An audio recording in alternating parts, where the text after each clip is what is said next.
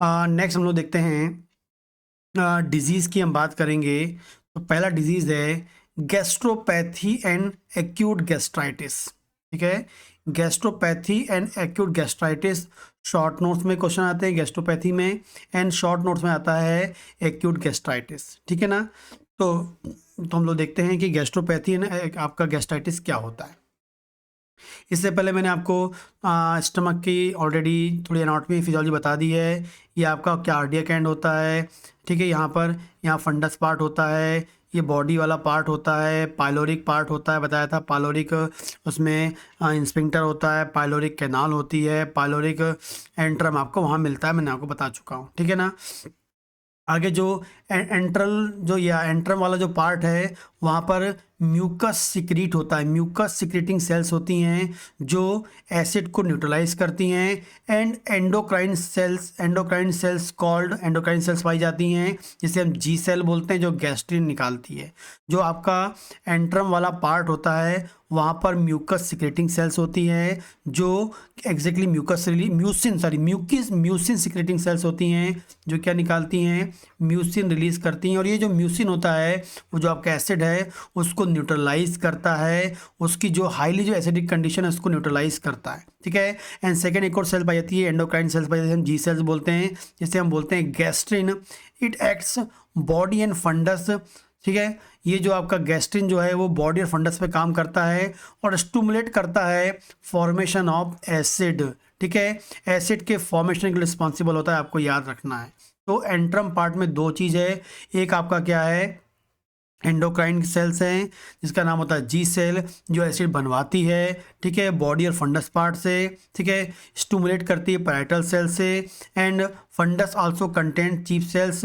और जो finally progress pepsinogen को पेप्सिन में कन्वर्ट करता है, मतलब जो एचसीएल बनेगा, एसिड बनेगा, वो फाइनली क्या करता है, पेप्सिनोजन को पेप्सिन में कन्वर्ट करता है। जो पेप्सिन बनता है वो मेन इंपॉर्टेंट चीज़ होता है प्रोटीन डाइजेशन, मतलब हम जो भी प्रोटीन खाते हैं उसको डाइजेस्ट करने के लिए चाहिए पेप्सिन। कहाँ से बनता है, पेप्सिनोजन से। पेप्सिनोजन कैसे बनता है, एसिड जब बनेगा तब वो पेप्सिनोजन को पेप्सिन में कन्वर्ट करेगा। यदि एसिड नहीं होगा तो पेप्सिनोजन ही रहेगा, वो पेप्सिन में कन्वर्ट नहीं हो पाएगा। ठीक है, तो आपके स्टमक में जो है पैराइटल सेल से इंपॉर्टेंटली क्या निकलता है, आपका HCl निकलता है, एंड चीफ सेल से क्या निकलता है, पेप्सिनोजन निकलता है, एंड पेप्सिन फॉर्म होता है। ठीक है, लेकिन दो सेल है, जी सेल एंड आपका म्यूसिन सिक्रेटिंग सेल्स होती है, पैराइटल पार्ट में आपकी होती है, सॉरी एंट्रल पार्ट में होती है, आपको याद रखना है। आगे बात करते हैं कि gastropathy, what is a gastropathy, ये आपको याद रखना क्या होता है। ठीक है, इन जब भी हम गैस्ट्रोपैथी की बात करेंगे तो गैस्ट्रोपैथी में क्या हो रहा है, जो स्टमक का जो म्यूकोसा है, हमारे स्टमक में म्यूकोसा होती है, म्यूकोसल सेल होती है, म्यूकोसल लेयर होती है। उस म्यूकोसल लेयर में क्या मिलेगी, इंजरी मिलेगी। क्या मिलेगी हमको, वहाँ इंजरी मिलेगी, रीजनरेशन मिलेगा आपको। इंजरी का क्या होगा, इसमें रीजनरेशन हो जाएगा। एंड आपको जब हिस्टोपैथोलॉजिकल हम उसको देखते हैं तो हमको वहाँ पर इन्फ्लामेशन नहीं मिलता है। यदि आपके पास ऐसा म्यूकोसा है जिसमें म्यूकोसा में इंजरी हो गई है, इंजरी हो गई थी, वहाँ पर रीजनरेशन भी हो गया विदाउट इन्फ्लामेशन, बिना इन्फ्लामेशन, इस प्रकार की कंडीशन को हम बोलते हैं गैस्ट्रोपैथी। बहुत ही इंपॉर्टेंटली आपको याद रखना है कि ऐसा स्टमक की म्यूकोसा जिसमें इंजरी हुई है, उसमें रीजनरेशन है, लेकिन उसमें इन्फ्लामेशन आपको नहीं मिलता। विदाउट इन्फ्लामेशन उसमें आपको मिलेगी कंडीशन। जब आप हिस्टोपैथोलॉजी में देखते हैं, मतलब वहाँ के टिश्यू को माइक्रोस्कोप में देखते हैं, तो हम उससे बोलेंगे गैस्ट्रोपैथी। लेकिन यदि हम बात करेंगे एक्यूट गैस्ट्राइटिस, तो गैस्ट्राइटिस में आइटिस लगा है, दैट मीन्स इन्फ्लामेशन है। इसमें हमको क्या मिलेगा, इंजरी मिलेगी म्यूकोसा में, रीजनरेशन मिलेगा, लेकिन जहाँ इंजरी होती है वहाँ पर क्या मिलेगा आपको, इन्फ्लामेशन मिलेगा। इन्फ्लामेशन मिलना है, इंडिकेशन कब होगा, आपको वहाँ पर क्या मिलेगी, न्यूट्रोफिल्स मिलेंगी, क्योंकि न्यूट्रोफिल्स आपको मिलेंगी जो आपको बताएंगी। तो जहाँ पर भी आपको इंजरी हुई है, इंजरी होने के बाद वहाँ रीजनरेशन हो रहा है और वहाँ पर आपको क्या मिल रही हैं, न्यूट्रोफिल मिल जा रही हैं, तो उसे हम बोल देंगे क्या, गैस्ट्राइटिस बोल देंगे। एग्जैक्टली वो क्या है, एक्यूट गैस्ट्राइटिस है। न्यूट्रोफिल जो होता है हमारी बॉडी में इन्फ्लामेशन को बताता है। जब भी हमारी बॉडी में कोई भी इन्फ्लेमेटरी प्रोसेस होती है तो वहाँ पर जो इन्फ्लेमेटरी सेल्स है वो सबसे पहली वाली होती है कौन सी, न्यूट्रोफिल। यदि हमको न्यूट्रोफिल मिल रही है सबसे पहले आई है, दैट मीन्स अभी आई है, दैट मीन्स एक्यूट है। ठीक है, तो आपको याद रखना है gastropathy and gastritis, that means acute gastritis की हम बात करें तो उसमें हमको क्या मिलेगा, म्यूकोसा में इंजरी मिलेगी, म्यूकोसा में डिजनरेशन भी होगा। लेकिन जब हम उसको हिस्टोपैथोलॉजिकल देखेंगे वहाँ पर हमको क्या मिलेगा, इन्फ्लेमेशन मिलेगा। इन्फ्लेमेशन मतलब न्यूट्रोफिल्स हमको वहाँ मिलेंगे, दैट मीन्स इन्फ्लेमेशन मिलेगा। ये हमको मिलती कंडीशन, तो ऐसी कंडीशन क्या बोलेंगे, acute gastritis. Acute gastritis and gastropathy में ये अंतर है कि गैस्ट्रोपैथी में इन्फ्लेमेशन नहीं होगा और आपका जो एक्यूट गैस्ट्राइटिस उसमें क्या होगा, इन्फ्लेमेशन होगा। स्पेसिफिक क्या मिलेगी हमको, न्यूट्रोफिल्स हमको वहाँ पर मिलते हैं, ये आपको याद रखना है। तो बहुत ही इंपॉर्टेंट क्वेश्चन यहाँ से बन जाता है। आपको दोनों में डिफरेंस आपको पता होना चाहिए, क्लिनिकली बहुत ही इंपॉर्टेंटली आपको पता होना चाहिए कि गैस्ट्रोपैथी है या गैस्ट्राइटिस है। एग्जैक्टली हम किसकी बात करेंगे, एक्यूट गैस्ट्राइटिस, क्योंकि जो गैस्ट्राइटिस दो टाइप का होता है, acute gastritis and chronic gastritis. Acute gastritis and chronic gastritis, पहले हम लोग देखेंगे एक्यूट गैस्ट्राइटिस और आगे जाके हम लोग देखने वाले हैं क्रोनिक गैस्ट्राइटिस। आगे हम देखते हैं, हम कॉजेज़ की बात करते हैं कि कॉजेज़ क्या होते हैं। ठीक है, तो पहला हम कॉज बात करेंगे, यदि आपको गैस्ट्रोपैथी आती है तब भी आप लिख दें, और जब आपकी एक्यूट गैस्ट्राइटिस आए तब भी आपको ये कॉज लिखना चाहिए एग्जाम के व्यू से। तो सबसे पहला जो कॉज होता है वो होता है, पहला जो कॉज होता है non steroidal anti inflammatory drugs. Non steroidal anti inflammatory drug, यदि कोई आदमी लंबे समय से एनसेड मतलब non steroidal anti inflammatory drugs खाता है, non steroidal anti inflammatory drugs खाता है तो वो क्या करता है, एनसेड जो होता है वो ड्रग यदि लगातार लेता है वो पहला कॉज होता है। कैसे कॉज प्रोड्यूस, मतलब कैसे वो गैस्ट्राइटिस या गैस्ट्रोपैथी प्रोड्यूस करेगी। ठीक है, जनरली इन गैस्ट्रिक म्यूकोसा, हमारा जो गैस्ट्रिक म्यूकोसा होता है, यहाँ पर वहाँ पर आर्चिडोनिक एसिड प्रेजेंट होता है। क्या प्रेजेंट होता है, आर्चिडोनिक एसिड नाम का एसिड प्रेजेंट होता है। कहाँ पर, गैस्ट्रिक म्यूकोसा में, जो क्या है एक नेचुरल फैट है, और जिसे हम क्या बोलते हैं, फूफा। ठीक है, पॉली अनसैचुरेटेड फैटी एसिड्स भी हम बोलते हैं।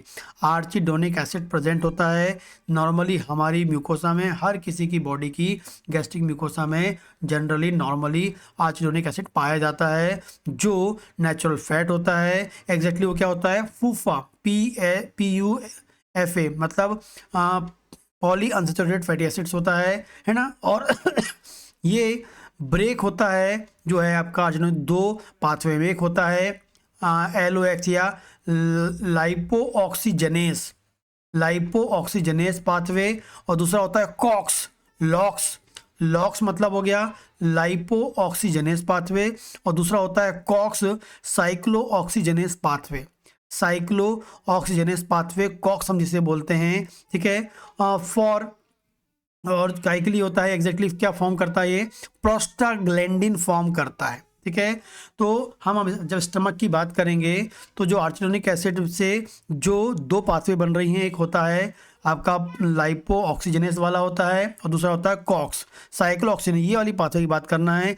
ये पाथवे क्या करती है, प्रोस्टाग्लैंडिन फॉर्म करती है, और एग्जैक्टली कौन सा प्रोस्टाग्लैंडिन फॉर्म करती है, prostaglandin E2। Very very important, आपको याद रखना है कि हमारे स्टमक के गैस्ट्रिक म्यूकोसा में लगातार क्या बन रहा है, प्रोस्टाग्लैंडिन E2 बनता है। कहाँ से बनता है, साइक्लोऑक्सीजनेज या कॉक्स जो आपकी पाथवे उससे बनता है, आपको याद रखना है। और जो कॉक्स जो पाथवे है, इस पाथवे में जो आर्चिडोनिक एसिड है ये इस पाथवे के द्वारा क्या बनाती है, प्रोस्टाग्लैंडिन E2 बनाती है। ठीक है, तो आर्चिडोनिक एसिड जो है दो पाथवे में जाता है, लाइपो ऑक्सीजनेस वाले पाथवे में भी और कॉक्स वाले में भी। लेकिन हम यहाँ क्या बात कर रहे हैं, हम बात कर रहे हैं कॉक्स की बात कर रहे हैं, साइक्लोऑक्सीजनेस की बात कर रहे हैं, जो आर्चिडोनिक एसिड को प्रोस्टाग्लैंडिन E2 में कन्वर्ट करता है। जैसे ही प्रोस्टाग्लैंडिन E2 बनता है, बहुत ही यूजफुल होता है गैस्ट्रिक म्यूकोसा के लिए। पीजी मतलब प्रोस्टाग्लैंडिन E2 जो होता है responsible for acid secretion inhibit मतलब एसिड के सिक्रीशन को रोकता है, म्यूकस एंड बाइकार्बोनेट के सिक्रीशन को बढ़ाता है। बहुत ही इंपॉर्टेंट काम करता है। कॉम्पिटिटिव एग्जाम में क्वेश्चन यहाँ से आ सकते हैं कि प्रोस्टाग्लैंडिन E2 का काम क्या है। इसका काम क्या है? एसिड के सिक्रीशन को रोकना एंड म्यूकस एंड बाइकार्बोनेट के सिक्रीशन को बढ़ाना। ठीक है, म्यूकस एंड बाइकार्बोनेट सिक्रीशन को बढ़ाना एंड एसिड के सिक्रीशन को कम करना होता है। ठीक है, लेकिन नॉर्मली सबकी बॉडी में ऐसा हो रहा है। नॉर्मली सबकी बॉडी में आर्जिनिक एसिड होता है, कॉक्स एंजाइम काम करेगा, प्रोस्टाग्लैंडिन E2 बनेगा जो एसिड के बनने को कम करेगा एंड म्यूकस एंड बाइकार्बोनेट को बढ़ाएगा। लेकिन जो लोग एनसेड लेते हैं, non steroidal anti inflammatory drug लेते हैं, वो जो ड्रग जाती है वो कॉक्स एंजाइम पे काम करती है और कॉक्स एंजाइम की एक्टिविटी को रोक देती है। जैसे कॉक्स एंजाइम की एक्टिविटी रुक जाएगी तो क्या हो जाएगा? वहाँ पर हो जाएगा प्रोस्टाग्लैंडिन E2 नहीं बन पाएगा। कॉक्स एंजाइम काम नहीं करेगा तो प्रोस्टाग्लैंडिन E2 नहीं बनेगा। अब प्रोस्टाग्लैंडिन E2 नहीं बनेगा तो जो एसिड फॉर्मेशन की प्रोसेस जो कम हो रही थी वो क्या हो जाएगी? कम होने की जो प्रोसेस है वो नहीं हो पाएगी, मतलब ज़्यादा एसिड आपका बनेगा एंड साथ में बाइकार्बोनेट कम बनेगा, म्यूकस कम बनेगा। ठीक है, इससे क्या हो रहा है? नॉर्मली क्या होता है? आपका जो एसिड है, नॉर्मली एसिड क्या होता है? कम बनता है और जो बाइकार्बोनेट है और जो आपका म्यूकस है वो ज़्यादा बनता है। नॉर्मली इसलिए होता है क्योंकि जो एसिड कम हो रहा है, ठीक है, कम हो रहा है क्योंकि आपका जो बाइकार्बोनेट है और जो आपका म्यूकस है वो कहीं ना कहीं एसिड को न्यूट्रलाइज करता है इस तरीके से, मतलब इसको रोकने में कम करता है और सामने जो एसिड बना हुआ है उसको न्यूट्रलाइज कौन करता है? बाइकार्बोनेट करता है और म्यूकस करता है, उसको न्यूट्रलाइज करता है। ठीक है, उसके पीएच को मेंटेन करता है। लेकिन यदि आपका एनसेड आप खाएंगे तो आपका कॉक्स एंजाइम काम नहीं करेगा, प्रोस्टाग्लैंडिन E2 नहीं बनेगा तो ऑटोमेटिकली एसिड ज़्यादा बनेगा एंड जो न्यूट्रलाइज करने वाला मटेरियल था बाइकार्बोनेट एंड म्यूकस वो भी कम बनेगा। ठीक है, फाइनली क्या होगा? एसिड सिक्रीशन ज़्यादा होगा और म्यूकस और बाइकार्बोनेट आपका कम बनेगा एंड फाइनली आपके गैस्ट्रिक म्यूकोसा में एसिड का लेवल बढ़ जाएगा। क्या बढ़ जाएगा? एसिड का लेवल बढ़ जाएगा एंड दैट एसिड जो होगा रिस्पॉन्सिबल क्या करेगा? यहाँ पर इन्फ्लामेशन प्रोड्यूस करवाएगा। क्या प्रोड्यूस करवाएगा? इन्फ्लामेशन प्रोड्यूस करवाएगा, जिसे हम बोलेंगे गैस्ट्राइटिस बोलेंगे। ठीक है, जिसे हम क्या बोलेंगे? गैस्ट्राइटिस बोलेंगे। तो जो लोग non steroidal anti inflammatory drugs खाते हैं वो लोगों को मतलब जैसे पेन किलर जैसी ड्रग्स होती हैं, वो लोगों को क्या होगा? लगातार उनकी बॉडी में एसिड ज़्यादा बनेगा और जिससे आपको पेट में जलन मींस गैस्ट्राइटिस आपको मिलेगा। तो बहुत ही इंपॉर्टेंट जो कॉज है, पहला कॉज है एनसेड। पहले बताया नॉर्मल क्या होता है, फिर हमने देखा कि एनसेड क्या कैसे आपको डिजीज प्रोड्यूस करता है। ठीक है, आगे बात करते हैं। आगे है कि अदर जो कुछ ड्रग होती हैं like aspirin, anti malignant drugs होती हैं वो भी प्रोड्यूस करती हैं क्या? गैस्ट्राइटिस प्रोड्यूस करती हैं। ठीक है, वो भी गैस्ट्राइटिस प्रोड्यूस कर सकती हैं। मींस क्या प्रोड्यूस कर सकती हैं? गैस्ट्रोपैथी भी प्रोड्यूस कर सकती हैं, लेकिन गैस्ट्राइटिस मतलब एग्जैक्टली एक्यूट गैस्ट्राइटिस प्रोड्यूस कर सकती हैं। एस्प्रिन जो आप ब्लड थिनर के रूप में ब्लड को पतला करने के लिए 40 साल के डॉक्टर्स देते हैं। एंटी कैंसर ड्रग्स भी जो होती हैं वो भी करती हैं। इसके अलावा जो लोग एल्कोहल ले रहे हैं, जो लोग स्मोकिंग कर रहे हैं, एसिड पी रहे हैं, ज़्यादा एल्कलाइन ले रहे हैं, ज़्यादा एसिडिक फूड ले रहे हैं, ज़्यादा एल्कलाइन फूड ले रहे हैं, जो स्मोकिंग ले रहे हैं, अल्कोहल पी रहे हैं, उनमें भी आपको मिलेगा। आगे हम बात करेंगे, ये इंक्रीज करता है बाइल सिक्रीशन को। क्या करता है? ये इंक्रीज करता है बाइल सिक्रीशन को। क्या करता है? ये इंक्रीज करता है, मतलब सॉरी बाइल सिक्रीशन जो है वो भी इंक्रीज बाइल सिक्रीशन। यदि बॉडी में बाइल का सिक्रीशन बढ़ जाएगा वो भी रिस्पॉन्सिबल किस चीज़ के लिए होता है? गैस्ट्राइटिस के लिए। यदि बाइल का सिक्रीशन बढ़ जाता है तो वो भी क्या करता है? गैस्ट्राइटिस प्रोड्यूस कर सकता है। इंजुरी इन जीआईटी और गैस्ट्रिक म्यूकोसा क्या कब हो सकती है? एंडोस्कोपी कर रहे हैं तब हो सकती है। पार्शियल गैस्ट्रेक्टोमी मतलब आप स्टमक को कट कर रहे हैं तब आपको इंजुरी हो सकती है। एंड हम बोलेंगे nasogastric tumour, sorry trauma tumour नहीं ट्रोमा, ठीक है। नेजोगैस्ट्रिक ट्यूब जब डालते हैं तो उससे भी ट्रोमा हो सकता है। तो आपको गैस्ट्रिक म्यूकोसा में चोट कब लग सकती है, जब आप एंडोस्कोपी करते हैं तब चोट लग सकती है, पार्शियल गैस्ट्रेक्टोमी करते हैं तब लग सकती है, या नेजोगैस्ट्रिक ट्यूब डालते हैं तब आपको मिल सकती है। और all causes responsible for gastropathy, ठीक है, गैस्ट्रोपैथी हो सकती है। And if no heal in gastric mucosa it convert the gastritis, ठीक है। पहले गैस्ट्रोपैथी होगी, मतलब वहाँ इन्फ्लेमेशन नहीं होता है, लेकिन हीलिंग प्रॉपर नहीं हो पाएगी, तो फाइनली वहाँ पर क्या होता है, गैस्ट्राइटिस जाएगा, मतलब एक्यूट गैस्ट्राइटिस होता है, ठीक है। तो एक्यूट गैस्ट्राइटिस एंड गैस्ट्रोपैथी में अंतर मैंने आपको बता दिया है। इन्फ्लामेशन के बिना हीलिंग हो जाए तो गैस्ट्रोपैथी है, इन्फ्लामेशन के साथ हीलिंग हो तो क्या बताओ, इन्फ्लामेशन आपको वहाँ मिले अब क्या बोलेंगे, एक्यूट गैस्ट्राइटिस हम वहाँ पर बोलेंगे। तो ये हमने देखा है कॉजेज ऑफ गैस्ट्रोपैथी, एग्जाम में आ सकता है, and causes of acute gastritis. Next जो क्लिनिकल फीचर्स हैं वो हम लोग नेक्स्ट वीडियो में देखने वाले हैं, ठीक है। यदि आपको वीडियो अच्छे लगते हैं तो प्लीज़ लाइक करें, कमेंट करें, और इस प्रकार के वीडियोस के लिए आप चैनल्स को सब्सक्राइब भी कर सकते हैं।